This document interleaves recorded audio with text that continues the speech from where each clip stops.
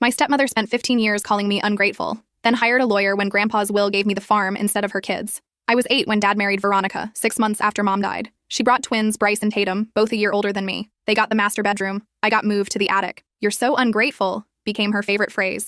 New shoes because mine had holes? Ungrateful. Hungry after they'd finished dinner without saving me a plate? Ungrateful. Crying because they gave away Mom's jewelry to Tatum? Extremely ungrateful. Dad worked offshore, gone 3 weeks at a time. During those weeks, I became the housemaid. Cooking, cleaning, laundry. The twins got piano lessons, soccer camps, college prep. I got lectures about entitlement when I asked to join school band. But I had Grandpa. His 300-acre farm became my refuge every summer. He taught me everything. How to drive the tractor at 12, read soil quality, fix irrigation systems. "This land has good bones," he'd say. "Just needs someone who'll respect it." Bryce and Tatum refused to visit. Too boring, too dirty, no Wi-Fi. Veronica made excuses, but always asked about the farm's value, the acreage, the water rights. Grandpa would smile and change the subject. At 18, I moved into Grandpa's farmhouse full-time, started community college for agricultural business, worked the farm daily. Grandpa was slowing down, arthritis getting worse, but his mind stayed sharp. Dad visited monthly, always alone. "Veronica thinks you've turned Grandpa against her boys," he said. The twins were 25 now, living rent-free in Veronica's house,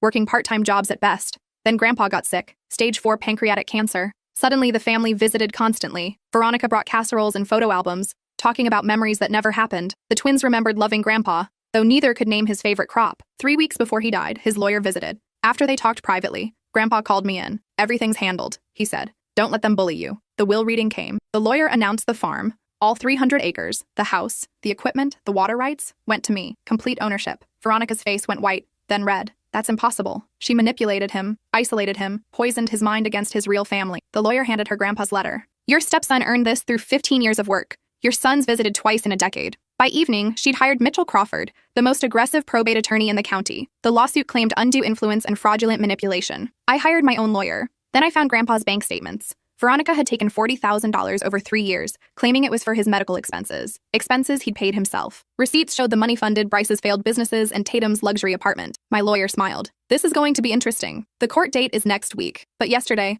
I found fresh tire tracks leading to the barn. Someone had been there at night. This morning, the irrigation system was sabotaged. Pipes cut cleanly, flooding 3 acres of newly planted corn. I called the police. They took photos, said they'd investigate. But Veronica's cousin works for the sheriff's department. My phone buzzed. Unknown number. Drop the lawsuit or lose more than crops. I couldn't sleep that night. The farmhouse felt different. Exposed. Every sound made me jump. Around 2 a.m., I heard an engine in the distance. I grabbed Grandpa's old shotgun from the closet and moved to the window. A truck with no headlights rolled past the property line, too dark to see the plates. I called my lawyer at 7 a.m. "They're trying to intimidate you," she said. "Document everything. Get security cameras today." By noon, I had 4 cameras installed. Motion activated, cloud backup, the works. The installer, an older man named Frank, looked at the flooded field and shook his head. "Someone did that on purpose. Clean cuts like that don't happen by accident." "I know," I said. "You got enemies?" "Stepmom wants this farm," he grunted. "Family's the worst kind of enemy. They know all your weak spots." That evening, Dad called. First time in 3 weeks. "Veronica's very upset," he started. "No hello, no asking how I was. She thinks you're being unreasonable about this whole situation." "Unreasonable," I repeated flatly. "The boys could really use that land. Bryce wants to start a business." "Another one? How'd the last 5 work out?"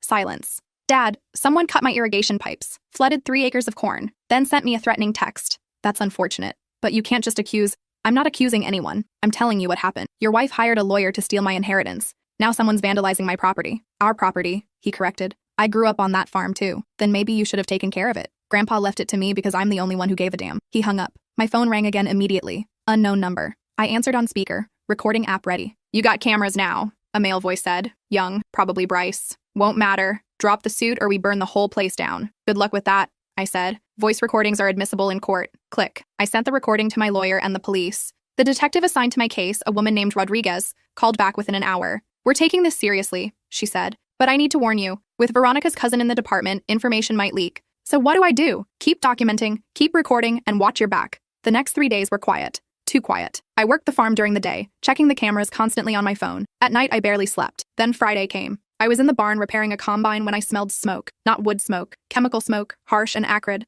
I ran outside. The equipment shed was burning. Flames shot through the roof, black smoke billowing into the sky. I called 911, then grabbed the hose, but it was useless. By the time the fire trucks arrived, the shed was gone. Inside had been $80,000 worth of equipment. The tractor Grandpa taught me to drive. The cedar we'd used every spring, gone. The fire marshal investigated. "Definitely arson," he said. "Accelerant pattern shows it started in 2 places simultaneously." I showed him the recordings, the threatening calls, everything. He nodded grimly. I'll file my report. But proving who did it without evidence. He trailed off. That night, I sat in the dark farmhouse, staring at my phone. The court date was Monday, 4 days away. They were trying to break me first. My phone buzzed. Dad, I heard about the fire. Are you okay? No, Dad, I'm not okay. Someone burned down my equipment shed. Jesus. He sounded genuinely shocked. Listen, maybe Veronica has a point. Maybe you two should just split the property. She gets half, you get half. End this whole mess. Split it? I laughed bitterly. Dad, she stole $40,000 from Grandpa, used it for Bryce and Tatum while claiming it was for medical bills. I have the receipts, the bank statements, everything. Silence.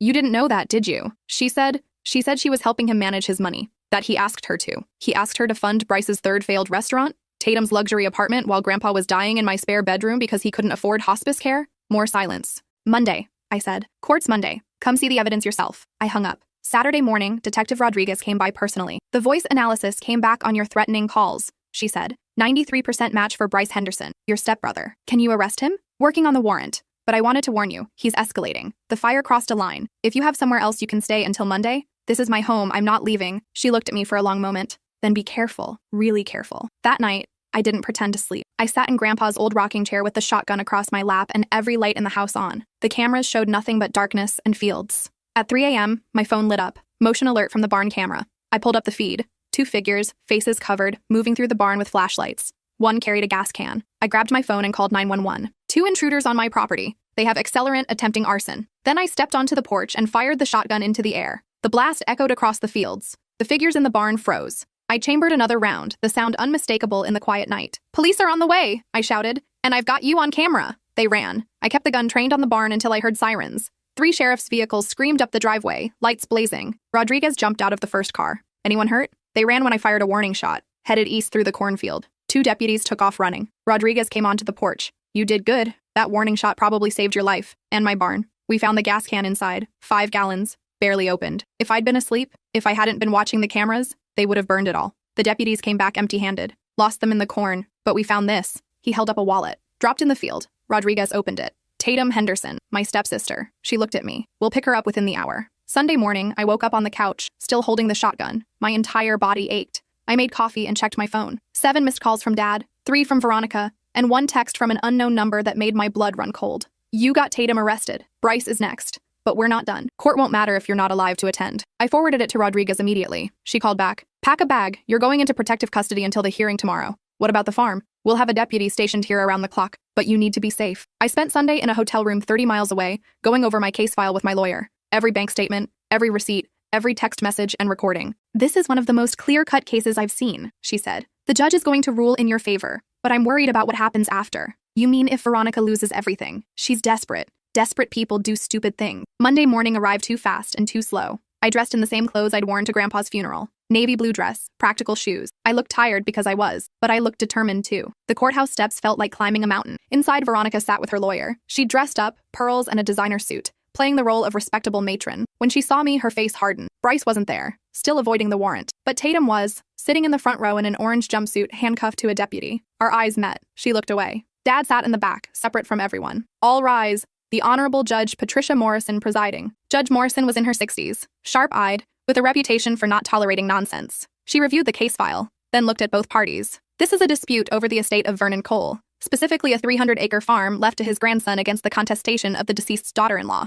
Ms. Crawford? My lawyer stood. Your Honor, we're here because Veronica Henderson has filed a lawsuit claiming undue influence. We're prepared to show that no such influence existed, and furthermore, that Mrs. Henderson has been systematically defrauding the deceased for years. Mitchell Crawford shot to his feet. That's a baseless accusation. Sit down, Mr. Crawford, Judge Morrison said coolly. You'll have your turn. Proceed, Ms. Crawford. My lawyer projected the first bank statement onto the screen. On March 15, 2020, Veronica Henderson withdrew $8,000 from Vernon Cole's account. The memo line reads medical expenses. However, we have receipts showing Mr. Cole paid his own medical bills that month in full. She clicked to the next slide. The same day Mrs. Henderson withdrew that money, her son Bryce Henderson made a deposit of $70,800 into his business account. Click. April 2020. Another withdrawal, $6,500, marked medical expenses. Another deposit into Bryce's account. Click, click, click. Withdrawal after withdrawal. Deposit after deposit. A perfect paper trail. Over 3 years, Mrs. Henderson took $40,000 from Mr. Cole while claiming to help him manage medical costs. In reality, she was funding her son's businesses and lifestyle while Mr. Cole spent his final months in financial hardship. Mitchell Crawford tried to object, but Judge Morrison silenced him with a look. We have additional evidence. my lawyer continued. Voice recordings of Bryce Henderson threatening my client. Security camera footage of Tatum Henderson attempting arson on the property. A documented pattern of escalating violence designed to intimidate my client into dropping this case. She played the recordings. The courtroom went silent except for Bryce's voice threatening to burn everything down. Then the security footage. Tatum, clear as day, carrying the gas can into the barn. Judge Morrison's expression grew darker with each piece of evidence. Your Honor, my lawyer said, this isn't just about a will. This is about a woman who spent 15 years exploiting an elderly man, stealing from him, and now trying to steal from his rightful heir. And when legal intimidation didn't work, she resorted to violence. She sat down. Mitchell Crawford stood slowly. He looked like a man who knew he'd already lost. Your Honor, my client admits that mistakes were made in managing Mr. Cole's finances. However, mistakes? Judge Morrison interrupted. Mr. Crawford, I'm looking at dozens of fraudulent transactions. That's not a mistake. That's theft. We're prepared to make restitution. You're prepared to give back stolen money after you got caught. How noble. She turned to Veronica. Mrs. Henderson, stand up. Veronica stood, her face pale.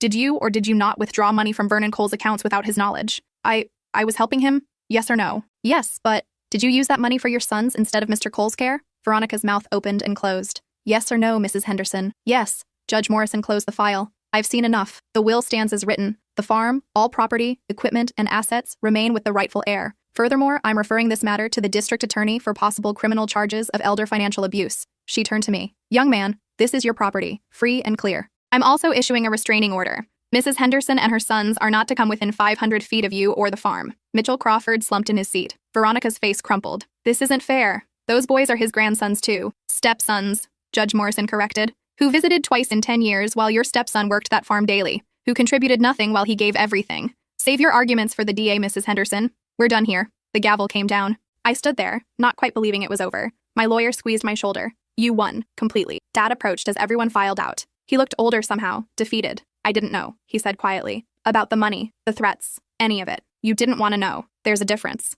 What do I do now? I looked at the man who'd let his wife call me ungrateful for 15 years, who'd chosen her over me again and again, who'd only called when it benefited him. Figure it out yourself, Dad. I've got a farm to run. I walked out of the courthouse into bright sunlight. The next day, Detective Rodriguez called. We picked up Bryce, charged with arson, terrorist threats, and attempted arson. He's looking at 5 to 10 years. And Veronica? DA's building a case for elder abuse, fraud, and conspiracy. It's going to take time, but she's not getting away with this. I drove back to the farm. The burned equipment shed was a black scar on the land, but the rest stood solid. Grandpa's house, the barn, the field stretching to the horizon. I had insurance money coming for the shed. The corn in the flooded section could be replanted. The work would be hard, but I'd been doing hard work my whole life. That evening, I sat on the porch with a beer, watching the sun set over my land. My phone buzzed. Text from a number I didn't recognize. I tensed, ready for another threat, but it wasn't. This is Frank, the guy who installed your cameras. Heard what happened in court. Good for you. If you need help rebuilding that shed, my son runs a construction company. He owes me a favor. First one's free. I smiled and typed back. I'd appreciate that. Thanks. Another text came through. My old college professor. Saw the news. Proud of you. If you ever want to finish that agriculture degree, you've got a recommendation letter waiting. Then another. A neighbor from 2 farms over. Heard you won. Good. That land belongs with someone who knows how to work it. And another, and another. People I'd helped over the years. People who'd watched me grow up on that farm. People who knew the truth. For the first time in weeks, I felt something other than anger or fear. I felt hope. 3 weeks later, Frank's son showed up with a crew. They rebuilt the equipment shed in 5 days, better than before. Fire-resistant materials, proper ventilation, security lights. When I tried to pay, he waved me off. Dad said first one's free. Besides, word's gotten around about what your stepmom did. Nobody in this county's going to help the Hendersons anymore. He was right. Veronica tried to hire a lawyer for the criminal trial. 3 firms turned her down. She tried to sell her house to pay for Bryce's defense. Nobody would buy it, not from her. The community had decided. Tatum took a plea deal. 6 months in county jail, restitution, and probation. She wrote me a letter from jail. 3 pages of excuses and justifications. I read the first paragraph and threw it away. I didn't need her apology. Bryce went to trial. Lost. 8 years in state prison. Veronica's trial came last. The DA had everything. Bank records, receipts, Grandpa's medical records showing he'd paid his own bills, character witnesses who'd seen her manipulate him. She was convicted on 7 counts of elder financial abuse. 4 years in prison, $80,000 in restitution, and a permanent ban from serving as anyone's financial power of attorney. Dad filed for divorce before she went in. Too little, too late. But at least he finally did something. He tried to visit the farm once. I met him at the gate. I want to apologize, he started. Okay, that's it? Just okay? What do you want me to say, Dad? That I forgive you? That we can go back to being a family? I shook my head. You chose her over me for 15 years. You let her abuse me. You believed her lies. You only cared when it affected you. I know I made mistakes. Mistakes are accidents. What you did was a choice. Every single time. He looked at the farm, the fields I'd planted, the new equipment shed, the house I'd painted. Your grandpa would be proud, he said finally. I know. He told me before he died. I watched him drive away and felt nothing. No anger, no sadness, just a quiet, settled certainty that I'd made the right choice. The farm took up all my time. I finished my agriculture degree online, taking classes between planting and harvest. I hired 2 seasonal workers, young guys fresh out of ag school, eager to learn. I taught them the way Grandpa had taught me. By the 2nd year, we were profitable. By the 3rd, I'd expanded to 400 acres, buying the adjacent property when old Mr. Harrison decided to retire. People started calling me for advice, how to maximize yield, which crops worked best in our soil, where to get good equipment cheap. I became the resource I'd needed when I was younger. One afternoon, I was in the barn fixing the tractor when a car pulled up. A woman got out, maybe mid-30s, professional clothes. "Can I help you?" I asked. "I hope so. I'm Rachel Vance with Midwest Agriculture Magazine. I'm doing a story on young farmers making a difference. Your name kept coming up." I wiped my hands on my jeans. "I'm not that interesting." That's not what I heard. 26 years old, running a 400-acre farm solo, mentoring new farmers, expanded profits by 200% in 3 years. People say you're the future of farming in this county. People exaggerate, she smiled. "Can I ask you some questions? Off the record, if you prefer?" We talked for 2 hours. About Grandpa, about learning to farm, about the challenges young people face in agriculture. I didn't mention Veronica, or the lawsuit, or the fire. That wasn't the story I wanted to tell. The article came out 3 months later. Full spread. Photos of the farm, quotes about sustainable agriculture and community building. I got calls from farming organizations, speaking invitations. A local college asked me to teach a guest lecture. I said yes to all of it, because Grandpa had been right. The land had good bones. It just needed someone who'd respect it. And I'd spent my whole life learning how. 5 years after the court case, I was checking the irrigation system when I saw someone walking through the cornfield. Teenage boy, maybe 16, looking lost. "You need help?" I called. He jumped, startled. "Sorry, I didn't mean to trespass. This is going to sound stupid. Try me." My grandpa used to talk about this farm, said it was the most beautiful place he'd ever seen. He died last month and I wanted to see it. To feel close to him, I guess. Something in my chest tightened. "What was your grandpa's name?" "Bill Harrison. He sold you the adjacent property a few years back." I remembered him. Old farmer, kind eyes. Loved to talk about the old days. "Your grandpa was a good man. He taught me about crop rotation. Said I reminded him of himself when he was young." The kid's eyes lit up. "Really? Really? You want to see the farm? I'll show you around." We walked the fields for an hour. I showed him what we were growing, explained the equipment, talked about Grandpa Cole and Bill Harrison and the legacy of farmers who'd worked this land. "Do you ever hire help?" he asked. "I'm about to graduate high school. I don't want to go to college. I want to do this." I looked at the kid. 16, eager, hungry to learn, exactly like I'd been. "Tell you what, come by this weekend. We'll see if you can handle the work. If you can, we'll talk about an apprenticeship." His face lit up like I'd handed him the world. Maybe I had. That weekend, he showed up at dawn, ready to work. He lasted the full day, never complained, asked smart questions. I hired him. His name was Peter, and he soaked up knowledge like a sponge. Within 6 months,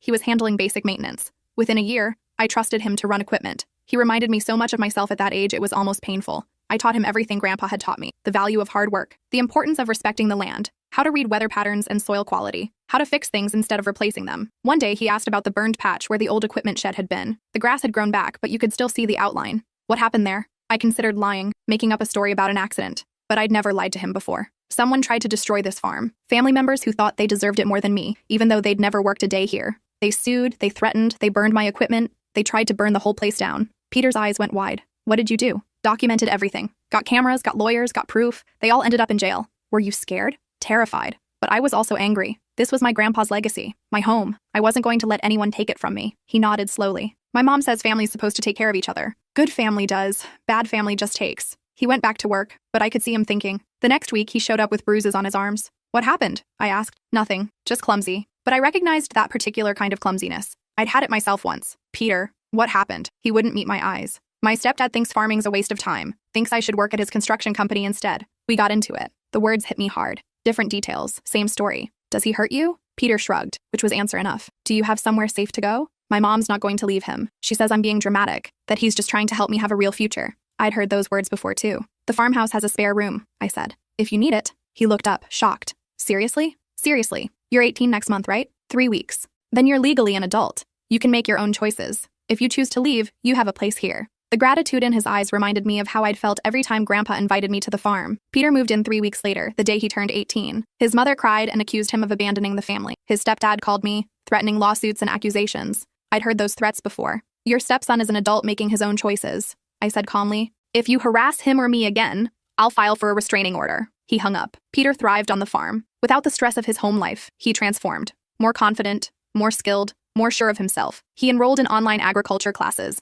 talking about maybe starting his own farm someday. "Why wait?" I said one evening over dinner. "We've got 400 acres. I've been thinking about expanding the operation. Could use a partner." He nearly choked on his water. "A partner? Like, actually?" You've proven yourself. You work hard, you're smart, you care about the land. That's what matters. But I don't have any money to invest. Neither did I when Grandpa left me this place. He invested in me because I earned it. You're earning it. Peter stared at me. I don't know what to say. Say yes. Then get ready to work your ass off because I'm not going easy on you just because you're a partner. He laughed, and it sounded like hope. We drew up a partnership agreement. 70-30 split, moving to 50-50 over 5 years as he proved himself. He'd manage the day-to-day operations while I handled the business side and expansion. Within 2 years, we'd expanded to 600 acres. We were growing corn, soybeans, wheat, and had started a small organic vegetable operation that sold to local restaurants. The farm employed 6 people full-time now. Good jobs, fair wages, real opportunities. Peter was 21 when he told me his mother had called. What did she want? I asked. To tell me she's divorcing my stepdad, that she's sorry for not believing me, that she's proud of what I've built here. What did you say? That I appreciated the apology, that I'm doing good, that maybe we can talk sometime, but I need more time. That's fair. She asked about you, said you must be a good person to give me this chance. I thought about Grandpa, about the chances he'd given me, about the legacy that wasn't just land and equipment, but knowledge and opportunity. I'm just paying it forward, I said. That summer, Dad showed up unannounced. I was in the barn with Peter teaching him to rebuild a combine engine when I heard his voice. Hello? Anyone here? I walked out wiping grease from my hands. Dad looked older, grayer, smaller somehow. What do you want? To see you, to see what you've done with the place. I gestured around. Look all you want. He took in the new barn, the expanded fields, the equipment, the newly painted house. It's amazing. Grandpa would be so proud. You already said that 5 years ago. I know. I wanted to say it again and to tell you that Veronica got out last month. She's living with her sister in Florida. Bryce gets out in 3 years. Tatum's been out for a while working at a call center. Good for them. They lost everything because of their greed. Their whole lives destroyed. They destroyed their own lives. I just refused to let them destroy mine. Dad nodded slowly. You're right. You've always been right. And I've been a coward. Yes, you have. Is there any chance, any possibility we could— No, I said simply. We can't. You had 15 years to be my father. You chose not to. You don't get to show up now that I've made something of myself and claim credit. I'm not trying to claim credit. Then what do you want? Forgiveness? Redemption? A relationship? He didn't answer. I don't hate you, Dad, but I don't need you either. I built a life without you, a good life, and I'm not interested in going backward. Peter emerged from the barn, took one look at the situation, and positioned himself next to me. Not aggressively, just present, supporting. Dad noticed. Who's this? My business partner. Peter, business partner. You're, 28 years old and you already have a partner? 29. And yes, because I learned from Grandpa that legacy isn't about keeping everything for yourself. It's about passing it on to someone who'll value it. The words hit Dad like a physical blow. He looked at Peter, then at me, then at the farm that could have been his if he'd ever bothered to be a father. I should go, he said quietly. Yeah, you should. He walked to his car, stopped, turned back. For what it's worth, I am proud of you, even if I have no right to be. I watched him drive away for the second time. This time I felt something. Not anger or pain, but a quiet kind of closure. You okay? Peter asked. Yeah, I am. We went back to rebuilding the engine. The farm continued to grow. We added another 200 acres, started a small dairy operation, opened a farm stand that sold our produce directly to consumers, hired more staff, became one of the largest employers in the county. I was 32 when Midwest Agriculture magazine came back, wanting to do a follow-up story. The same reporter, Rachel Vance, now promoted to senior editor. 5 years ago, you were a young farmer with potential, she said. Now you're running one of the most successful farming operations in 3 counties. You're mentoring young farmers. You've created jobs. You've revolutionized how people think about sustainable agriculture. That's a hell of a success story. It's Grandpa's success story. I'm just continuing what he started. No, you took what he started and multiplied it. That's all you. The article ran as a cover story. The new face of American farming. How one man turned trauma into triumph. I got calls from farming conferences, universities, even a publishing company wanting me to write a book. I said no to the book. Yes to the conferences and universities. Because the point wasn't to be famous, the point was to help. One speaking engagement stood out. A small community college, struggling ag program, students who looked like I'd felt at 18. Scared,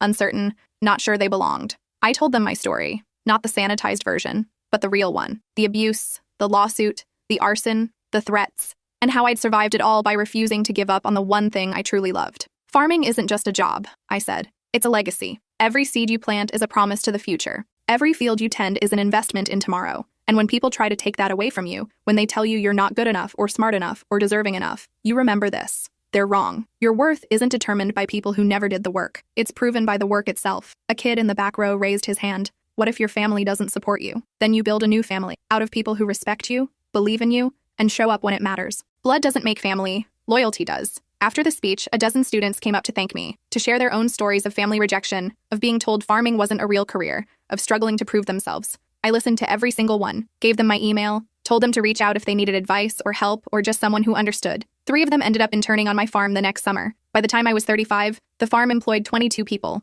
We'd expanded to 200 acres. We were supplying 6 restaurants, 3 grocery stores, and a farmer's market. We'd added chickens, pigs, and a small orchard. Peter was running day-to-day operations now, freeing me up to consult with other farmers and speak at events. We'd become genuine partners, equal stakeholders in something bigger than either of us alone. One day, I got a letter from an attorney's office I didn't recognize. My stomach clenched. Another lawsuit? After all this time? I opened it. Dear Mr. Cole, I am writing on behalf of Tatum Henderson. My client wishes to make amends for the harm she caused you 7 years ago. She has asked me to facilitate a meeting, should you be willing. She understands if you choose to decline. I stared at the letter for a long time. Part of me wanted to burn it, to tell Tatum to go to hell, to refuse her any kind of closure. But part of me wondered. I called Peter into the office. What do you think? He read the letter. What do you want to do? I don't know. Part of me thinks she doesn't deserve my time, but part of me wonders if maybe hearing what she has to say might give me closure. Then do it. But on your terms. Here, on the farm, with me present if you want. You'd do that? You were there for me when I needed it. I'm here for you now. That's what family does. I smiled. Okay, let's see what she wants. The meeting was scheduled for the following Tuesday. Tatum arrived precisely on time, driving a modest sedan. She looked different. Older, harder, but also somehow softer. More genuine. Peter stood next to me as she approached. She noticed, but didn't comment. Thank you for seeing me, she said. Her voice was quiet, nervous. You've got 30 minutes. Talk. She took a deep breath. I'm not going to make excuses. What I did was horrible. Bryce and I tried to destroy your life because our mother taught us you were stealing what was rightfully ours. But the truth is, you earned that farm. You worked it, loved it, sacrificed for it. We never did any of that. No, you didn't. I spent 6 months in jail thinking about what we'd done. The arson, the threats, the lawsuit. And I realized our mother had poisoned us. She'd spent years telling us we deserved things we never earned, that you were the enemy, that Grandpa had been manipulated. And now? Now I know she was the manipulator. She stole from a dying man and taught her children to be thieves too. Tatum's eyes filled with tears. I can't undo what I did, but I want you to know I'm sorry. Genuinely, deeply sorry. I stood there looking at my stepsister, the girl who'd gotten piano lessons while I scrubbed floors, who'd worn Mom's jewelry while I cried, who'd tried to burn down my barn. Why now? I asked. It's been 7 years. Because I finally dealt with my part in all this. I've been in therapy, working through the damage my mother did.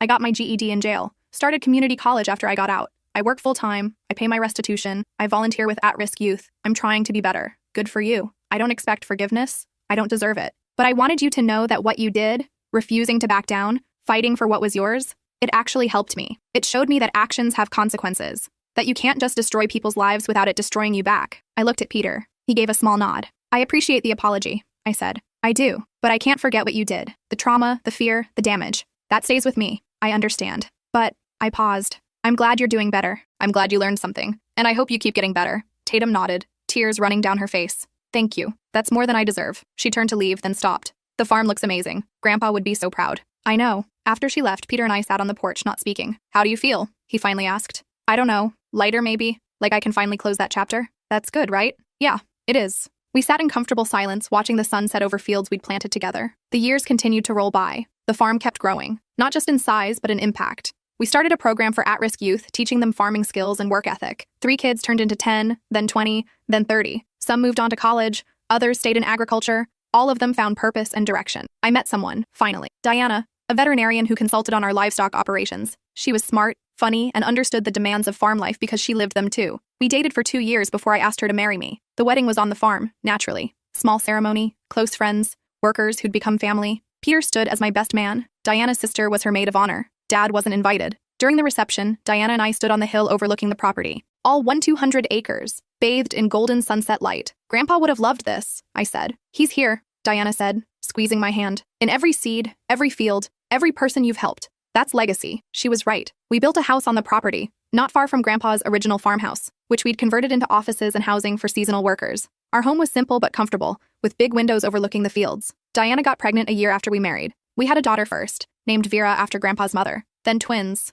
a boy and girl. Raising children on the farm was different than I'd imagined. They grew up understanding where food came from, the value of hard work, the cycle of seasons. By the time Vera was 8, she could drive the small tractor. By 10, she was helping with the harvest. The twins, River and Sage, followed close behind. One day, Vera asked about my childhood. We were in the barn. She was helping me repair a fence, getting her hands dirty and loving it. What was it like when you were my age, Dad? I considered lying, making it sound easier than it was. But I'd never lied to my kids. It was hard, I said. My stepmom wasn't kind. I had to work a lot, and I didn't always have people who believed in me. That's sad. It was, but it taught me things. Like how to be strong, how to fight for what matters, how to build something good out of something bad. Is that why you help so many people on the farm? Yes, because I remember what it felt like to need help and not get it. So when I can help someone, I do. Vera nodded seriously. When I grow up, I want to run the farm like you. My heart swelled. You can do anything you want, but if you choose the farm, I'll teach you everything, just like Grandpa taught me. Deal. We shook on it, her small hand grubby in mine, and I felt the legacy continuing. Peter eventually got married too, to a teacher named Lily who loved the farm almost as much as he did.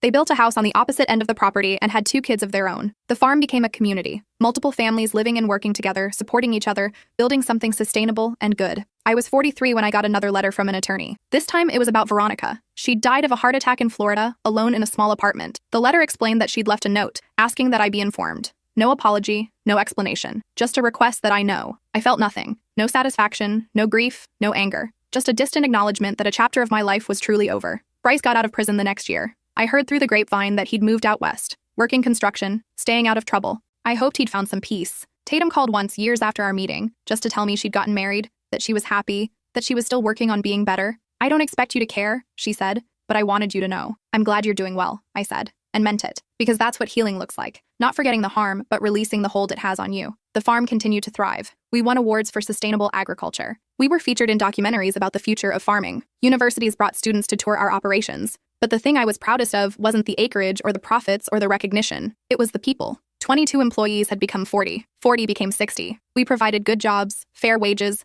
health insurance, retirement plans. We invested in our people because Grandpa had invested in me. The program for at-risk youth expanded. We partnered with social services, providing internships and training for kids aging out of foster care, kids from troubled homes, kids who needed a chance. Hundreds of young people came through over the years. Some stayed a season, others stayed for years. A few became permanent employees. All of them left with skills, references, and the knowledge that someone believed in them. One kid, a 17-year-old named Jordan, who'd been bouncing between foster homes, asked me the same question Peter had years before. Why do you help people like me? I told him the truth. Because someone helped me when I needed it most. And because everyone deserves a chance to build something good. But what if I mess up? Then you learn from it and do better next time. That's what second chances are for. Jordan stayed for 3 years, learned the business, then moved on to start his own small farm 2 counties over. He calls every few months, asking advice, sharing his progress. That's legacy. Vera graduated high school as valedictorian. She'd been accepted to agricultural programs at 3 major universities. I'm thinking about staying, she said one night over dinner. Managing the farm with you and Peter instead of going to college. Diana and I exchanged looks.